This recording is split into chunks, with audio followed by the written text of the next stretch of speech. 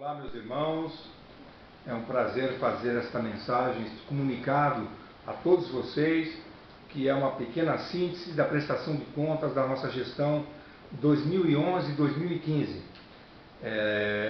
Nós estamos nos aproximando do momento de eleição do próximo grão-mestre e acho justo prestar conta aos irmãos neste breve relatório que já foi apresentado à PAEL e já foi apresentado no Colégio de Veneráveis Mestres, e agora conto com a vossa tolerância para fazer esse comunicado e prestar contas dessa honra que tive e estou tendo de gerir o Grande Oriente de São Paulo graças ao seu voto.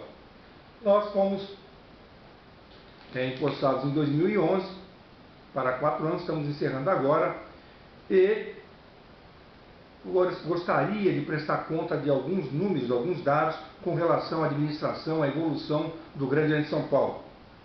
No tocante aos obreiros, nós tínhamos em 2011, em junho de 2011, 20.350 obreiros e hoje temos por volta de 23.400, o que dá um crescimento de mais ou menos 3.000 obreiros.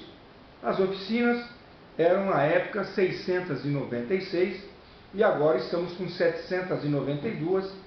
Abre-se aqui um parênteses, porque nesse crescimento de 96 lojas já está batido um número de mais ou menos 35 lojas, mais ou menos não, 35 oficinas, em que fomos lamentavelmente obrigados a fazer intervenção, porque ao fazermos um diagnóstico assim que assumimos, percebemos que essas oficinas tinham se inviabilizado, tinham criado condições que não permitiam o seu funcionamento regular, ou porque o quadro era insuficiente, encontramos quadro com 4 aprendizes, lojas que tinham um débito acumulado que se tornou inviável de ser pago, administrações que se afastaram completamente do ordenamento jurídico do nosso RGF, da nossa Constituição, e a partir do momento que recebemos as denúncias formais deste quadro de desordem nestas oficinas, fizemos o que nos cabe fazer, que foi encaminhar ao Ministério Público Maçônico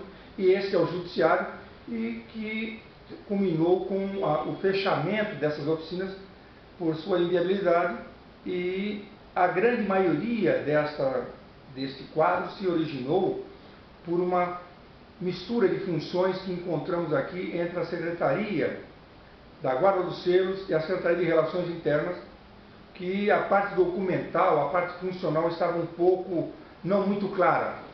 Os irmãos conhecem essa história, os irmãos secretários da época foram exonerados e há um processo maçônico em curso no Tribunal de Justiça Maçônica para apurar a responsabilidade desta situação que encontramos. Com relação à situação financeira, em 2011, o saldo de caixa do Grande Oriente de São Paulo era de R$3.650.000. Estamos agora terminando a nossa gestão com um saldo de caixa em torno de R$12 milhões, um crescimento próximo a 8 milhões. Há que se frisar que neste período nós tivemos um IGPM de 19,5% e um aumento real do valor da captação de 17%. Nós recebemos a administração do Grande Oriente em 2011 com uma taxa de captação de R$150 ano por obreiro.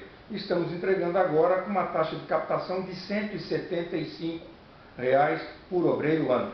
Apenas a título de comparação, na gestão anterior do nosso irmão Baruch, esse crescimento foi de 50%. Em 2007, quando o irmão Baruch assumiu, a taxa de captação era de R$100 e ele concluiu o seu mandato com R$150 de captação contra um IGPM de 29,5%.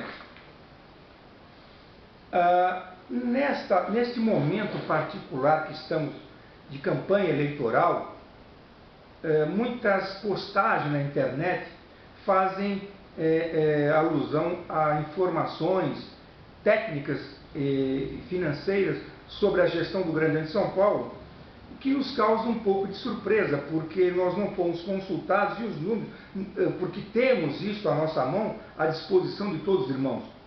Mas os irmãos fazem alguns comentários que não condiz com os valores reais da administração.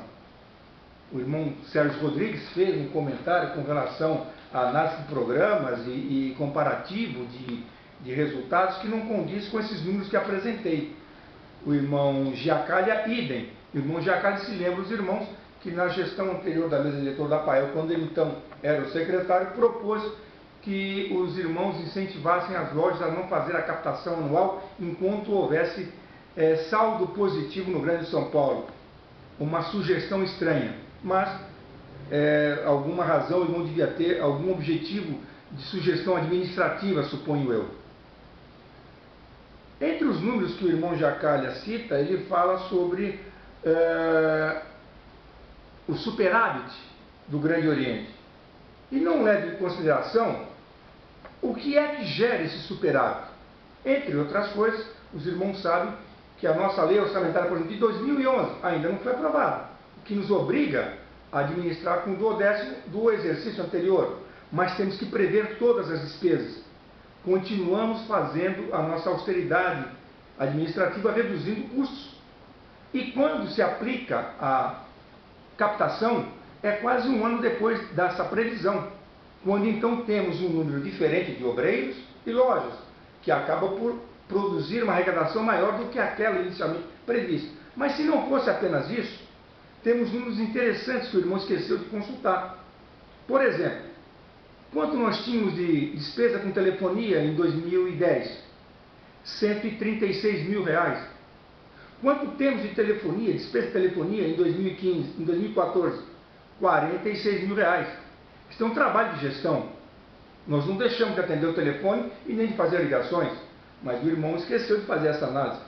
Despesas com material de escritório, tínhamos em 2010 35.700 reais. Tivemos em 2014 24 mil reais. 4 anos depois, com todo o número de crescimento, de correção de preço. Outro número interessante, nós temos por força da legislação que prevê 4% de arrecadação para as despesas da poderosa Assembleia, da PAEL.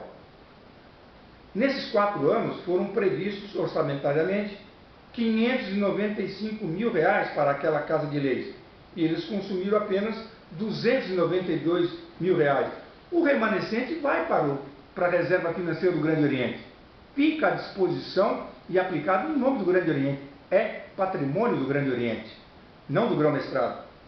Outra conta interessante também foi do Judiciário, que tem por força da lei que nos obriga, a aplicação da Lei 95, tão falada pelos irmãos, que prevê lá o 1% para o Judiciário. Nesses 4 anos foram previstas despesas de 148 mil reais e foram consumidos apenas 45 mil.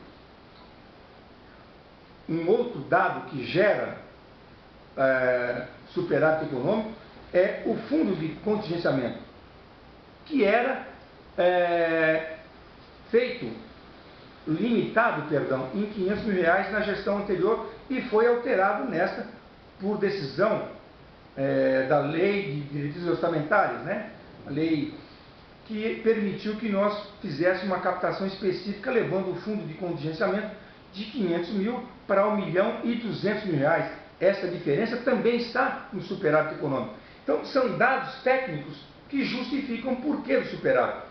E não uma análise, a meu juízo, chula, que diz que foi mal orçado ou que foi feito sem o critério. Sem critério foi a análise do irmão, que não teve a delicadeza de vir conversar com o secretário de Administração e Finanças para saber das razões de se chegar a este número. Teria essas explicações que estou dando agora. Outra atividade que foi bastante marcante nesta gestão foram as atividades das paramaçônicas, que maldosamente foi colocada na internet como tendo sido apenas dedicada às fraternidades femininas. Nós criamos núcleos estaduais nesses 4 anos de todas as paramaçônicas para incentivá-los. Temos dotação orçamentária para ampará-los em seus programas, as APJs, Lautons, Arco-Íris, Pelicanos e Bodes do Asfalto, Ordem de Molê e as fraternidades, obviamente. Apoiamos e incentivamos todas elas, não somente a fraternidade. Esse programa foi desenvolvido com o amparo do que preconiza o Programa de Valorização da Família da ONU, os 9 pontos de valorização. É um programa de incentivo às paramaçônicas desenvolvido pelo irmão Montanha com muita propriedade. Mas entendo que nesse momento político, muitos irmãos muitas vezes se entregam a comentários, a comunicados na internet, que é o tão propalado meio de comunicação dos nossos dias, e não se dedicam a um pouco mais de critério nos números que postam. Por exemplo, lamentavelmente o irmão Sinelli, nas suas propostas, faz menção a uma sindicância que ele fez e encontrou desvios de 400 mil dólares na Secretaria de Informática, a $1 de 3 por 1, somando-se perto de 1.200.000.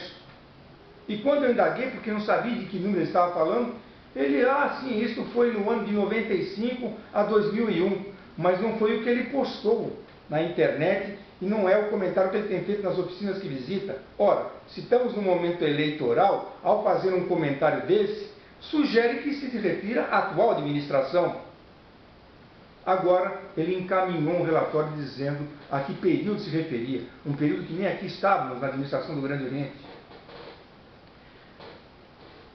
Essas manifestações também têm dito que há uma propositura de pacificação nas relações do grão-mestrado com a APAEL, como se o grão-mestrado tivesse criado alguma dificuldade de relacionamento ou de hostilidade com a APAEL.